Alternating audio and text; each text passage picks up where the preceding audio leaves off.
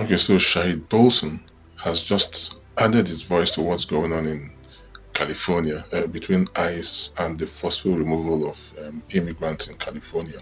And what he had to say about not just California, but all the things that are currently happening in the United States is quite interesting. Listen to him and we'll come back and discuss it. Well, look at California right now. Look at Los Angeles. What else do you think that is besides violent colonization turning inward? You think this is about immigration law? You think ICE is enforcing laws? No.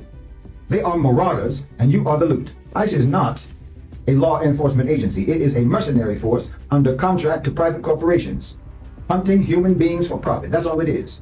That's exactly what it is. They work for the private prison industry. Your so-called immigration department is just a subsidiary. It's an interface for the private prison industry. That's what it is. That's what you turned it into. These aren't arrests that they're making. These are profit-making activities that they're engaged in. Every detention is a paycheck. Every deportation is a dividend. Do you understand? Corporate contractors like Geo Group, like Core Civic, they're making billions of dollars from these cages, from this trauma, from this misery, from this terror. This is modern slavery packaged as homeland security. Down home. ICE is just a corporate interface. It's not a government agency.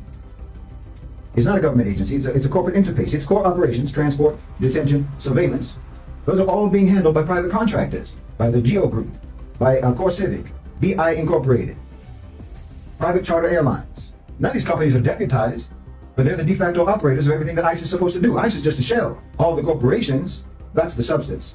ICE is just a logistics operator. Policy is being written by investors. Stocks spike for all of those private prison companies immediately following any anti-immigrant executive orders, any deportation orders. Investor briefings from Geo Group and from Core Civic and so on, they literally celebrate any policy shift that increases detentions and deportations. Look, this isn't correlation, this is causation. The logic of finance capital now dictates state coercion. If Wall Street sees profit in suffering, then policy is adjusted accordingly. You make business a no-go zone for democracy, a no-go zone for accountability and for any sort of restrictions or limitations and so on. And it grew and grew and grew in unchecked power until it captured your state. It's only about profit and it's only about growth. And like I said, they have captured your government, and that's how your whole country is run now. That's how your whole society is run now, and you should recognize that they never ever believed in so-called democracy. Like I said, you're witnessing the logistics arm of what can only really be called an ethnic cleansing operation outsourced to the highest bidder. Yes, I said ethnic cleansing because do you really believe that this isn't racial? Do you really think that this has anything whatsoever to do with someone's immigration paperwork? We know who they're targeting and we know why. And if you have any sense, you'll also understand that this practice is going to do nothing but expand, just like any business expands. That's what businesses do. It means they're going after immigrants now. This is a pilot project. They normalize it by targeting immigrants, but this is a profit-making endeavor.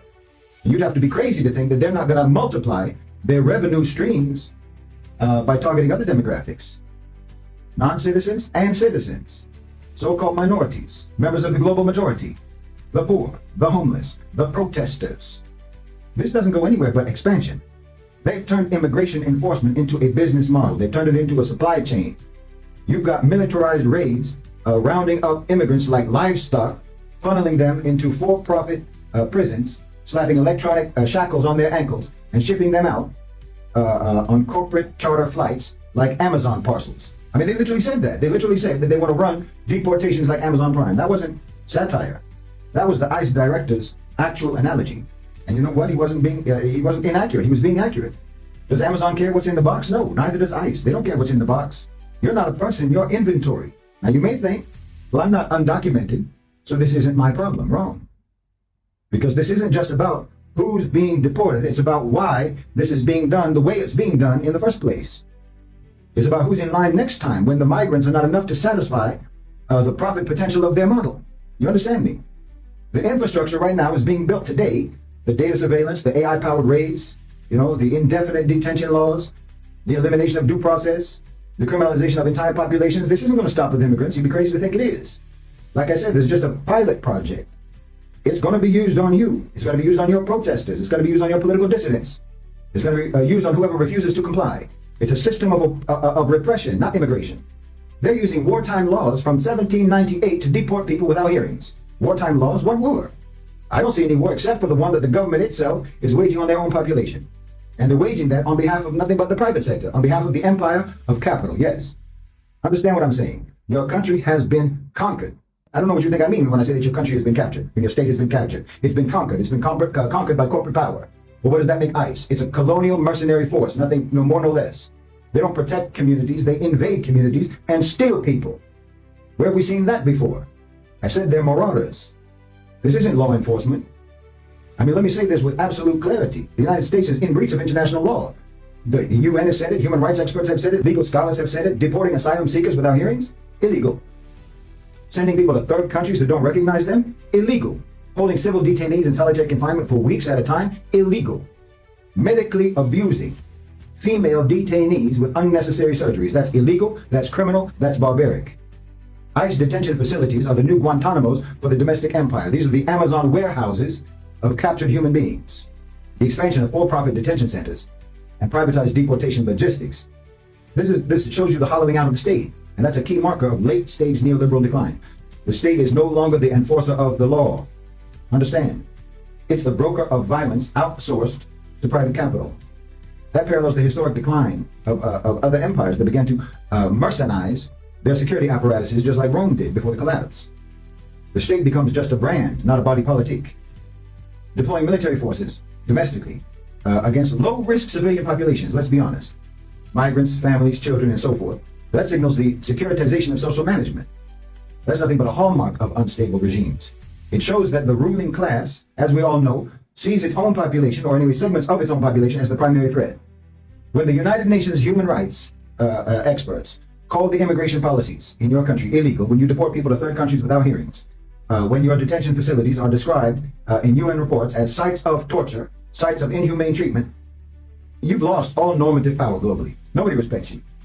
Your whole brand is tarnished. The United States can never again call itself the beacon of liberty, except that everyone in the world will roll their eyes or they'll laugh at the sarcasm. It's increasingly seen as a rogue actor. It selectively adheres to international law only when it suits their own power, their own agenda.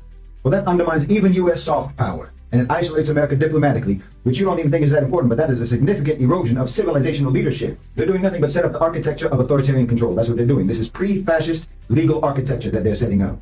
Once that system is normalized, and they've normalized extrajudicial detention, indefinite holding without trial, arbitrary deportations, well, they've got all the tools they need. And they can apply those then to journalists, to protesters, to union leaders, to political dissidents, etc., etc., etc. And they will be used that way. That's how authoritarian regimes consolidate power and control, not by overnight coups, but by the slow normalization of what begins as exceptional measures. Because what did I just tell you? The private sector is authoritarian.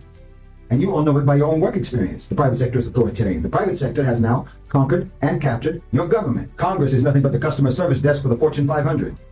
The presidency is just a brand ambassadorship. The Supreme Court is nothing but a dispute resolution hotline. So there's no way for your society to go now, except towards stricter and stricter authoritarianism. No, America is not stable. All of its coercive organs are being decoupled from law and being fused to profit. They're going to eat you to the bone. We're watching a case study in advanced private sector state capture. It's the state being repurposed to serve financial interests. Specifically, in this case, those who profit from incarceration, from deportation, from surveillance, from human disposability. I mean, the legal framework of immigration has now been converted into literally a revenue stream. Every enforcement action connected to immigration, even not just to immigration, arrest, detention, removal, this isn't just a state act anymore, it's a billable event. You understand? That means the corporations now have a vested interest in shaping immigration policy, just to expand the market for more detention and more deportation. But you have to understand, what is being captured is not just policy.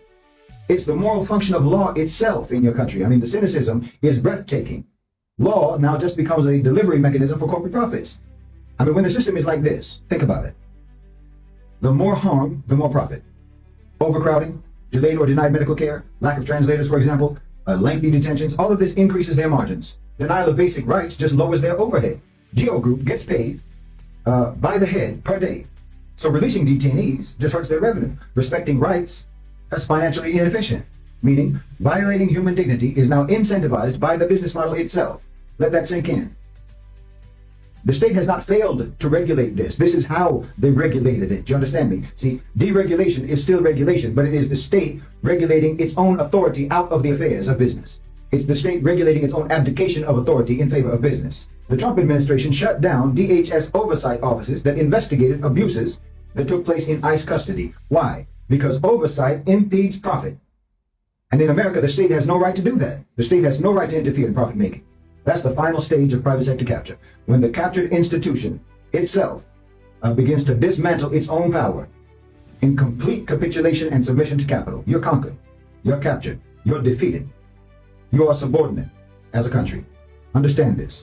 This isn't just corruption. Capture is more than corruption. It's much more than corruption.